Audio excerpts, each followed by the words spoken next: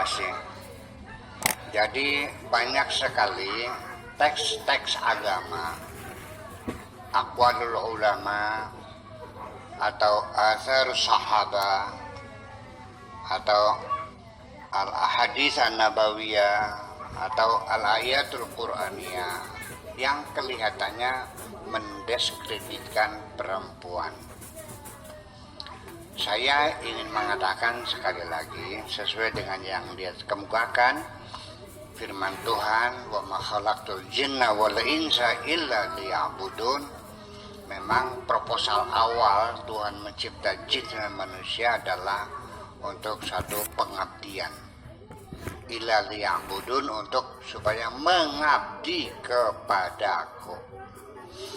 Saya lebih cenderung mengatakan ibadah itu pengabdian, dari kata abada. Kalau tidak begitu nanti kita mana ibadah kan nggak jelas, iya kan? Ya, jadi artinya ya yang memang diciptakan supaya mengabdi.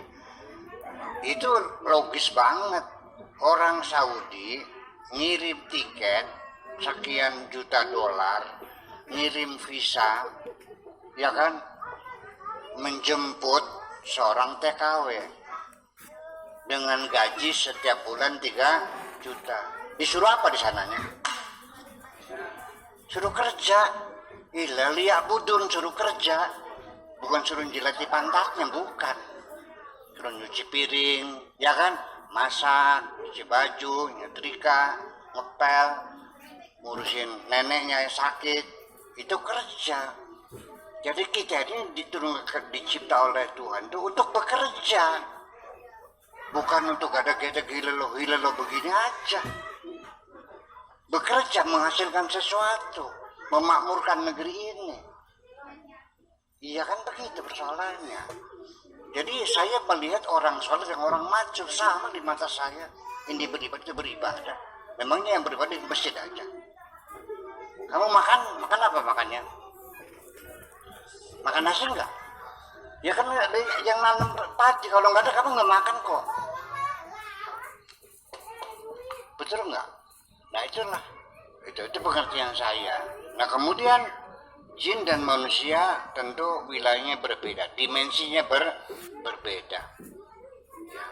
Karena dimensi berbeda, ruangan berbeda, waktu berbeda, tentu nanti ini tidak kita bahas. Kalau mau bahas nanti ada satu kitab khusus tentang jin ada. Satu paling kita punya. Kalau mau ngaji, tapi sekarang bukan waktunya. Nah sekarang manusianya ada laki ada perempuan. Nah ada diskriminasi pada perempuan. Ya, jadi begini, kewajibannya sama. Laki-laki sholat betul, perempuan juga wajib sholat. Laki-laki wajib puasa, perempuan.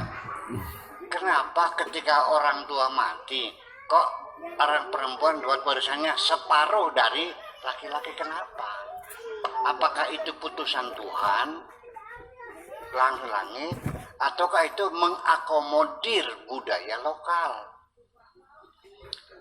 Kenapa laki-laki boleh keluar malam tapi perempuan tidak boleh keluar malam? Apakah itu ketentuan Tuhan ataukah budaya lokal yang sifatnya kondisional? Nah ini yang jadi persoalan. Hukum namanya fikih, itu nggak ada yang final. Semuanya adalah gradual. Tetapi kita belum bisa diajak ke sana. Perempuan dapat warisan separuh. Itu mengakomodir budaya lokal, bahkan memperbaiki selama ini. Yang tadinya perempuan tidak dapat warisan, dapat warisan, cuman dikasih separuh secara gradual. Kenapa perempuan demikian? Karena perempuan itu tidak memberikan kontribusi kepada ekonomi keluarga. Nganggur, yang ke sawah anak laki-laki, yang perang anak laki-laki, yang bantu laki-laki, semuanya serba laki-laki. Silakan Anda pergi ke Mekah, silakan masuk ke pasar, yang dagang semuanya laki-laki, yang membeli semuanya laki-laki. Perempuan banyak di rumah. Jadi pantas dulu tidak dapat warisan. Islam mengangkat martabat perempuan dapat warisan, cuman dibagi separuh. Itu adalah kondisional sebetulnya, tidak final, tidak. Nah sekarang di Indonesia perempuan, anak perempuan lebih banyak membantu orang tua, betul nggak? Ketika kita sedang repot, yang mengasuh adik-adik yang kecil, anak perempuan apa anak laki-laki? Yang ke pasar, yang masak, yang nyebokin orang tua, anak laki-lakinya kemana? Di sini anak perempuan lebih banyak membantu, memberikan kontribusi terhadap ekonomi keluarga. Kenapa dapatnya separuh? Kenapa nggak dibalik? Di Al-Qurannya li zakari mithlu hadzil unthayain. Kenapa tidak lil unsa mithlu hadzil zakarain? Ya, perempuan sepikulan, laki-laki segendongan. Perempuan dapat 2, laki-laki kan membantu. Atas dasar apa jasanya? Hanya karena laki-laki gitu. Tapi ini kan masyarakat kita dunia belum menerima. Pokoknya itu kedua Tuhan. Masih di Eropa, ya itulah. Oke lah. Kalau tidak ya minimal bagi data aja sih gimana? Bisa diistihadi, itu urusan perdata. Betul nggak? Dulu orang tua, kalau anaknya perempuan masih perawan, boleh dipaksa dikawinkan dengan lelaki pilihan orang tua, suka tidak suka sah, betul? Itu kan tidak manusiawi. Tidak manusiawi kan? Perempuan manusia bukan sih? Kamu nggak suka sate, saya paksakan makan sate, muntah nggak? Bayangkan anak perempuan kita diperkosa seperti itu. Maka undang-undang pernikahan, perkawinan di Indonesia melarang kawin paksa. Didemo oleh umat Islam. Mengapa melarang sesuatu yang tidak dilarang oleh Tuhan? Nah itu kan persoalannya. Mana mungkin Tuhanmu membolehkan perkosaan? Gimana lagi? Itu kan jadi artinya, apakah itu hukum-hukum Islam itu adalah sifatnya mengakomodir budaya lokal atau betul-betul asli dari langit?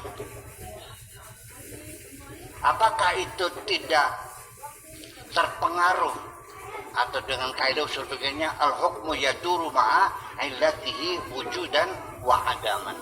Hukum itu selalu berputar bergerak sesuai dengan ilatnya, sesuai dengan alasan-alasannya. Usul fikihnya begitu kok. Ya kenapa perempuan dapat 2 bagian? Ya karena anak perempuan membantu orang tua, kan bisa jadikan alasan. Tapi ini kan mentok akhirnya. Usul masalahnya mentok.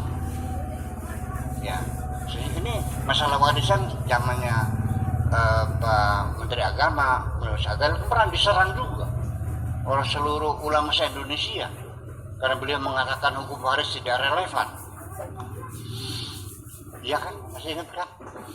Nah itu persoalannya. Nah jadi kembali lagi, apapun ayatnya, hadisnya, asar ulama, ya kan, mawaid, al-waidun dan sebagainya, kita harus melihat bahwa dalam memahami teks-teks itu ada yang disebut dengan mafhum dan ada yang disebut dengan mantuk.